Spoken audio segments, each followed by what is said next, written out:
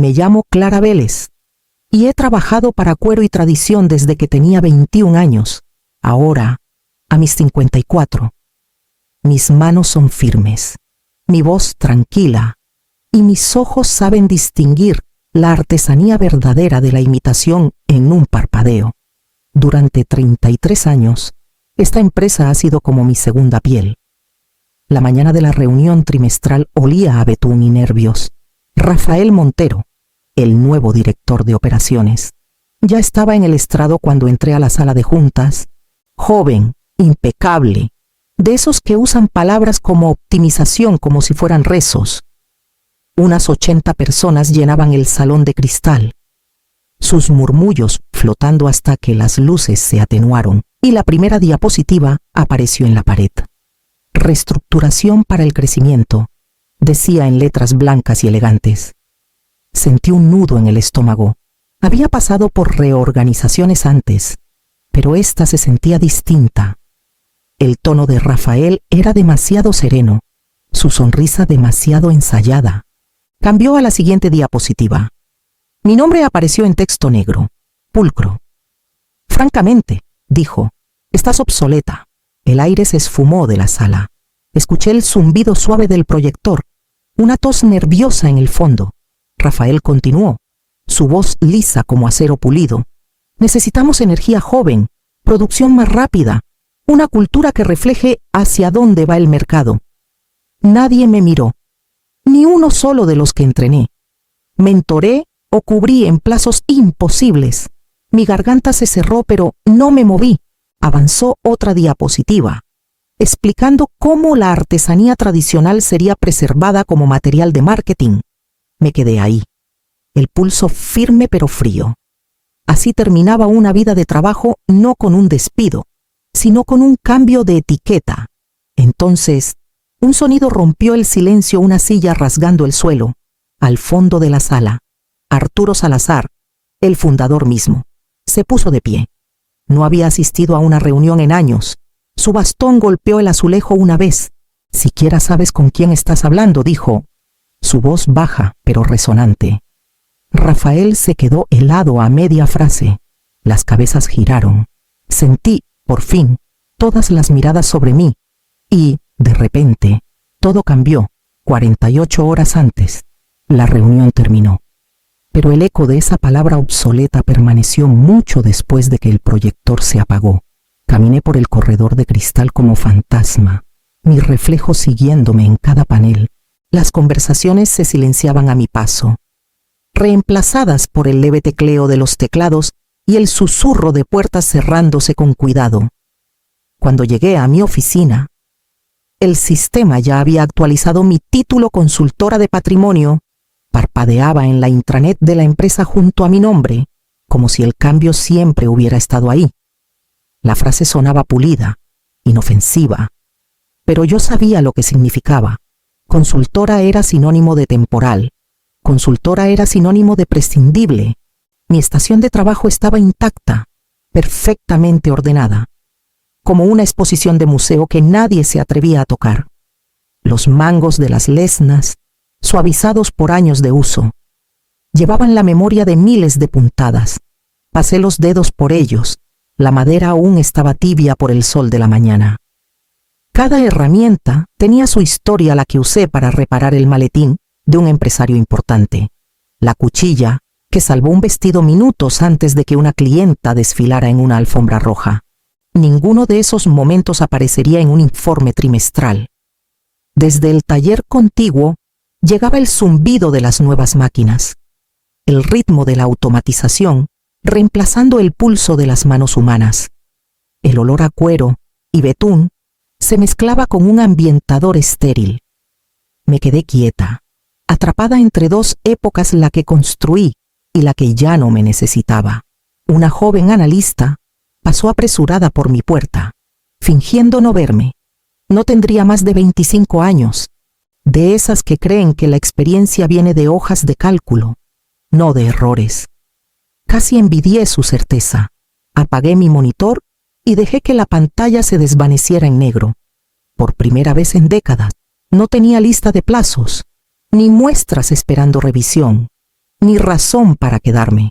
Por la ventana, el puerto de Veracruz brillaba bajo la luz invernal, la marea tirando suavemente de los muelles. Le había dado a esta empresa más de la mitad de mi vida. Y ahora, con unos clics y un nuevo título, me habían devuelto mi tiempo, quisiera o no. A la mañana siguiente, el aire en el taller se sentía más ligero. Alguien había bajado la temperatura durante la noche.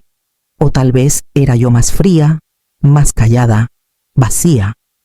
Las herramientas seguían esperando en la mesa donde las dejé, alineadas en filas perfectas, como si esperaran órdenes que nunca llegarían. Estaba catalogando archivos antiguos de clientes cuando sonó un golpe suave en mi puerta. Una joven entró, educada, rápida, equilibrando una tableta en una mano. Señora Vélez Rafael me pidió que recogiera las llaves del archivo. Su voz tenía esa neutralidad cuidadosa que escuchaba tan a menudo en los nuevos, cortesía entrenada que escondía incomodidad. No tendría más de 23 años. Su gafete decía Sofía Ramírez, coordinadora asistente de operaciones. Miré el pequeño aro de llaves de latón en mi escritorio. Habían pasado por 3 generaciones de artesanos, abriendo cajones llenos de patrones dibujados a mano, medidas entintadas y bocetos de prueba desde los años 40. Cada vez que las sostenía, sentía el zumbido de un linaje personas que confiaban más en sus ojos que en pantallas. Sofía cambió el peso de un pie al otro. El señor Montero quiere todo digitalizado para fin de semana. Dijo que usted entendería. Entender. La palabra raspó como lija. Tomé las llaves, sintiendo su peso familiar en mi palma. Cuida lo que hay ahí, dije en voz baja. Algunos de esos patrones los dibujó Arturo Salazar. Ella sonrió. Una sonrisa fina y profesional. No se preocupe. Lo manejaremos con cuidado. Dudaba que supiera la diferencia entre piel de ternera y cuero corriente, entre una puntada a mano y una hecha por máquina, pero no dije nada. Dejé caer las llaves en su mano abierta. Me agradeció, ya tecleando algo en su tableta mientras salía. La puerta se cerró suavemente tras ella, seguida por el leve clic metálico de la cerradura. Ese sonido se quedó conmigo mucho después de que se fue. Era el sonido de una era sellada a polvo, memoria y artesanía guardados y catalogados para un futuro que ya no hablaba nuestro idioma. Me quedé ahí un rato, mirando el espacio vacío en mi escritorio donde habían estado las llaves, sintiendo como si una parte de mis manos se hubiera ido con ellas. La ciudad aún dormía cuando desperté. El puerto frente a mi ventana era una sábana de plata, ondulando bajo los primeros rayos de luz. Veracruz siempre se veía honesto a esa hora, sin tráfico, sin ruido, solo el agua respirando contra los muelles. Me senté en la pequeña mesa junto a la ventana, una taza de café enfriándose sin tocar a mi lado. Los eventos de los últimos 2 días se repetían como una película vieja, la voz de Rafael, el silencio estéril que siguió, el clic del archivo cerrándose.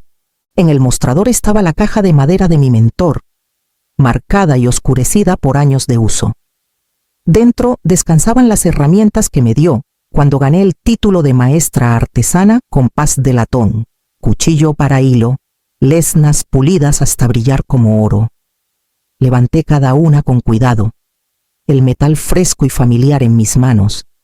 Eran lo único que nadie podía quitarme, porque llevaban memoria, no metadatos. No puedes automatizar el orgullo, susurré al cuarto silencioso. Las palabras me dieron fuerza. Me vestí con sencillez, me recogí el pelo y metí la caja de madera en mi bolso. El viento de la mañana mordía a través de mi abrigo mientras caminaba hacia el edificio de cuero y tradición. El guardia de seguridad asintió, sorprendido de verme antes del amanecer. Sonreí, aunque mi pecho se sentía hueco. Los pasillos aún estaban oscuros. Solo el zumbido bajo de las máquinas llenaba el silencio. Mi espacio de trabajo parecía intacto, escritorio ordenado. Herramientas alineadas, pero el calor se había drenado de él. Desconecté mi lámpara, doblé mi mandil y lo dejé cuidadosamente en la silla. Cuando llegó el equipo de limpieza, 1 hora después, no encontraron más que un escritorio pulido y un leve aroma a cuero en el aire. Dejé mi gafete en el mostrador de recepción, la caja de madera bajo mi brazo, afuera. El cielo se teñía de rosa pálido sobre el agua, por primera vez en 33 años. No estaba bajo el reloj de la empresa. El viento traía el olor a sal y cambio. No sabía a dónde iba aún, solo que no regresaría a esos muros de cristal. 3 días después de mi salida, las noticias comenzaron a correr por los rincones discretos del gremio. Un cliente importante, la cuenta Miyamoto, valorada en casi 24 millones de pesos, había rechazado un envío completo. Los paneles cortados por máquina no encajaban. Los hilos se rompían bajo presión. Los acabados se descascaraban en días. Para una marca construida sobre la perfección, fue un terremoto. Esa tarde, mi celular vibró con un mensaje de Elena, mi protegida durante 7 años, la que alguna vez confié que tomaría mi lugar. Están culpando a tu antigua división, escribió. Rafael dice que los patrones que diseñaste estaban incompletos. Segundos después, otro mensaje. Las máquinas destrozaron 3 pieles antes de que alguien lo notara. No respondí. No había nada que decir que no sonara a revancha. En cambio, puse el celular boca abajo y volví al boceto extendido sobre mi mesa de cocina, un patrón dibujado a mano para una maleta de viaje que llevaba años queriendo terminar. Al atardecer, alguien tocó mi puerta. Era Mariana Campos, la directora de Recursos Humanos, sosteniendo una carpeta de cuero, el mismo diseño que había creado como regalo ejecutivo años atrás. Su expresión era pesada. Pensé que era mejor traer esto en persona, dijo. Nos sentamos en la mesa donde alguna vez planeé líneas de productos hasta medianoche. Deslizó un sobre hacia mí. Tu paquete de liquidación, 6 semanas de sueldo. Por 23 años, dije en voz baja. Mariana bajó la mirada, avergonzada. No fue mi decisión. Rafael está moviéndose rápido y Ernesto lo está dejando. El mismo Ernesto que alguna vez prometió que la lealtad valía más que las ganancias. Miré el sobre, pero no lo abrí. Necesitarás una firma, añadió suavemente. No esta noche. Mariana dudó. Luego tomó mi mano. Todo se está desmoronando. Clara, las máquinas, los clientes, incluso la junta está empezando a cuestionarlo. Asentí, pero no respondí. Durante años, yo había sido quien arreglaba lo que otros rompían, quien suavizaba los bordes, quien hacía que todo funcionara de nuevo. Esta vez, dejé que se fracturara. Era casi el atardecer cuando escuché el golpe, un ritmo lento y deliberado que no pertenecía a repartidores ni vecinos. Al abrir la puerta, Xavier Salazar estaba ahí, un hombre de unos 60 y tantos, envuelto en un abrigo caro y con la fatiga que el dinero nunca esconde. El hijo de Arturo. No lo había visto en años. Señora Vélez, dijo, su voz cuidadosa. ¿Puedo pasar? Me hice a un lado, señalando hacia la sala. La última luz del puerto rozaba los bordes de latón de mis herramientas en la mesa de café. Él las notó, aunque no dijo nada. No tomaré mucho de tu tiempo, comenzó. Seguramente ya sabes lo que está pasando. No había preguntado, pero lo sabía. El chisme del gremio viaja más rápido que los memorandos oficiales. Pedidos retrasados, clientes yéndose, fallos de calidad bajo investigación. El brillo de la modernización ya se desvanecía. Xavier juntó las manos, un gesto más de súplica que de autoridad. Varios clientes tradicionales amenazan con retirar contratos. La junta está preocupada. Pensamos que tal vez carraspeó. Podrías considerar regresar. Como consultora, repetí. Temporal, por supuesto. Simbólico, en realidad. Para tranquilizar a ciertos clientes que valoran la continuidad. Simbólico. Esa palabra otra vez. De las que parecen pulidas hasta que las miras a la luz. Entiendo, dije. Tendrías tu propio espacio, un par de asistentes, acceso al archivo de nuevo. La ironía casi me hizo reír. el mismo archivo que cerraron. Desvió la mirada, como si el recuerdo lo avergonzara. Las cosas se manejaron mal. No puedo hablar por Rafael. Serví té para ambos, más que nada para llenar el silencio. Él esperaba una respuesta. Agradezco la visita, dije al fin, pero no. Xavier parpadeó, como si no hubiera considerado un rechazo. ¿Estás segura? Ya hice mi parte, dije, poniéndome de pie. Solo que no lo notaron cuando importaba. Se fue sin terminar su té. Cuando la puerta se cerró, la casa quedó en absoluta calma, por primera vez en décadas. No corría a arreglar lo que estaba roto. Dejé que el silencio permaneciera. La carta llegó 2 días después de la visita de Xavier, escrita a mano. Papel grueso color crema doblado con precisión. Reconocí la letra antes de abrirla. Arturo Salazar. El fundador. El hombre cuyo nombre aún colgaba en letras de latón sobre las puertas de la empresa. Pedía reunirse para un café. Nada formal. Nos encontramos en una pequeña cafetería cerca de los antiguos astilleros de Veracruz. Uno de esos lugares donde el tiempo parecía reacio a avanzar. Él ya estaba sentado cuando llegué, su bastón apoyado junto a la mesa, su postura recta a pesar de la edad, sus ojos, claros y afilados, aún tenían esa autoridad tranquila que podía calmar una sala. Clara, dijo cálidamente, levantándose a medias para saludarme. Te ves igual que siempre, demasiado ocupada manteniendo este barco a flote para envejecer como se debe. Sonreí levemente. Tú nos enseñaste a disimular las grietas. Rió. Luego se puso serio. Escuché lo que pasó. Las malas noticias corren rápido, dije. Arturo asintió, removiendo su té.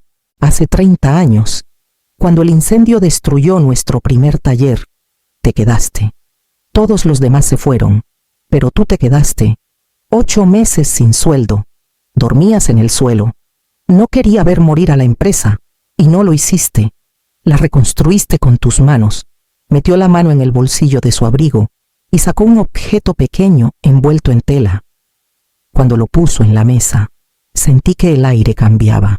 Era el sello de latón de la empresa, el que se usaba en cada documento de encargo original, cada promesa de autenticidad desde 1927. La superficie estaba oscurecida por el tiempo, pero el grabado era inconfundible. Lo guardé cuando me retiré, dijo en voz baja. Ahora usan certificados digitales, más rápido, más barato, pero esto, tocó el sello suavemente. Es lo que construyó la casa. Pasé los dedos por el metal. Era más pesado de lo que parecía. No lo estoy devolviendo, añadió. Lo estoy pasando hacia adelante. La cafetería se quedó en silencio a nuestro alrededor. Afuera, las grúas del puerto se movían lentamente contra un cielo pálido. Me di cuenta de que no era nostalgia, lo que pesaba en mi pecho era responsabilidad. De vuelta, en forma de un pequeño sello deslustrado, la semana siguiente, firmé un contrato de arrendamiento corto por un pequeño almacén en el sur de Veracruz. Un lugar que aún olía a aceite y sal de sus días de astillero. El suelo era de concreto marcado, las ventanas altas y llenas de historia, pero la luz entraba como un perdón. Pasé 2 días limpiando, colgando lámparas y organizando mis viejas herramientas en una banca de madera que temblaba un poco, pero se sentía viva. Para la 3ª mañana, recibí mi primera llamada. La señora Valenzuela, una de nuestras clientas más antiguas. Habló con la brusquedad de siempre. Me dijeron que te habías retirado. Dijo, no lo creí. Dime que no es verdad. Sigo trabajando, respondí, solo que no ahí. Bien, mandaré a mi chofer con los papeles del encargo. No confío en su nuevo proceso. Antes de que terminara el día, 4 clientes más se comunicaron, algunos por lealtad, otros por frustración, entregas fallidas, calidad inconsistente, excusas enterradas en lenguaje corporativo. Querían lo que las máquinas no podían darles: precisión humana. Trabajé hasta tarde esa noche, el zumbido de la ciudad filtrándose por las ventanas agrietadas. Cada sonido me recordaba que estaba comenzando de nuevo, no desde cero. El sello de latón que Arturo me dio descansaba en la esquina de mi mesa de trabajo. Su presencia, tanto peso como promesa. 2 días después, Mariana llamó. Su voz cargaba el cansancio de alguien obligado a hablar en medias verdades. Clara, pensé que debías saberlo. Dicen que estás detrás de los retrasos. Rafael insinúa que tomaste diseños propietarios. Reí suavemente. No tomé nada, lo sé, pero la Junta está desesperada y Rafael está perdiendo el control. La prensa comenzó a hacer preguntas sobre el reembolso de Miyamoto. Buscan a quién culpar. Se están saboteando solos. Mariana, dije, lo único que tomé fueron mis manos. Hubo silencio en la línea, seguido de un suspiro. Tal vez eso es exactamente lo que perdieron. Cuando colgamos, apagué la lámpara y me paré junto a la ventana. La ciudad brillaba al otro lado del puerto. La torre de cristal de la empresa apenas visible a lo lejos brillante, frágil y ya agrietándose desde dentro. La invitación llegó como un correo marcado como urgente, aunque el tono era casi cortés. La Junta solicita su presencia mañana a las 10 de la mañana. Sin explicación, sin firma, solo el escudo de la empresa grabado en el encabezado. Cuando entré a la sala de juntas de cristal a la mañana siguiente, sentí como si estuviera entrando en un recuerdo que ya había sobrevivido. La misma mesa, el mismo zumbido del aire acondicionado. Rafael estaba al frente, flanqueado por el director general y la mitad de la Junta, su expresión tensa detrás de una sonrisa pulida. Gracias por acompañarnos. Señora Vélez, comenzó. Hemos recibido reportes preocupantes sobre comunicaciones con clientes. Varias cuentas tradicionales han movido sus negocios contigo. Y hay inquietudes sobre propiedad intelectual.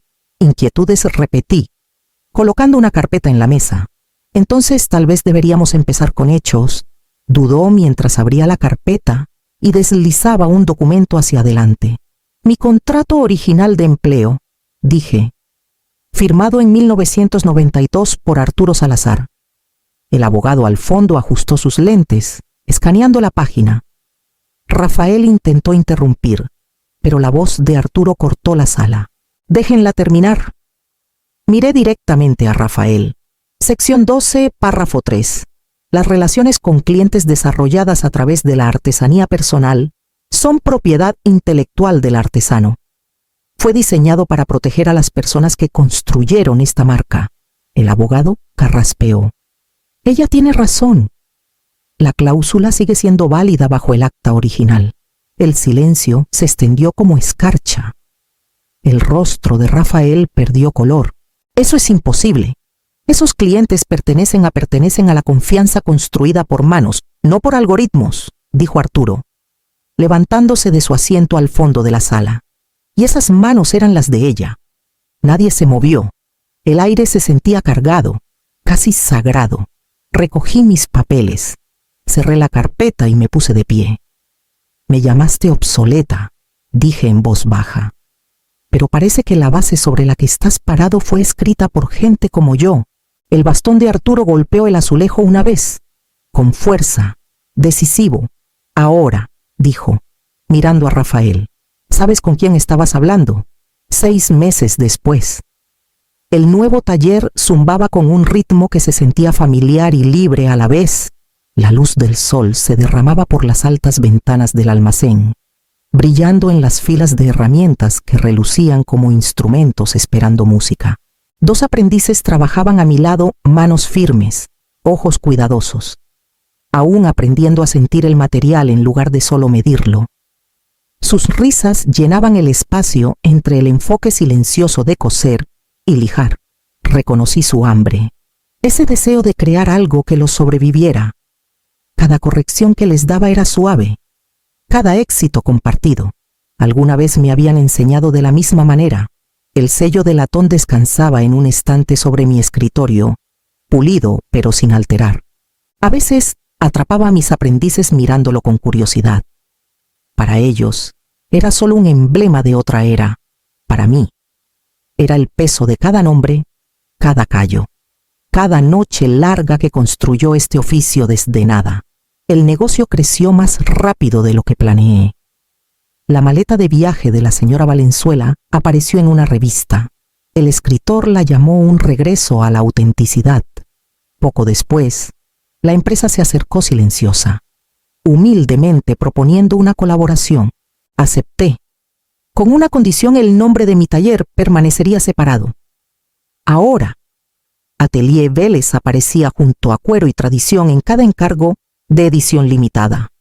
Los dos nombres grabados lado a lado en el mismo cuero. A veces, cuando pasaba por el puerto, veía el reflejo de su torre al otro lado del agua. Ya no me enojaba. Era solo cristal y luz temporal, como todo lo que intenta parecer permanente. Esta mañana, un reportero de Crónica de Veracruz vino, libreta en mano. Me llamó el corazón que Veracruz olvidó. Sonreí, aunque no lo corregí. El corazón nunca se había perdido. Solo estaba escondido bajo el ruido y la velocidad. Cuando el día terminó, apagué las luces y me paré junto a la ventana. El puerto brillando dorado más allá del cristal. Mis manos dolían agradablemente por el trabajo. El sello atrapó la última luz del sol. En un mundo que persigue lo nuevo, pensé, el lujo más raro siempre será la maestría.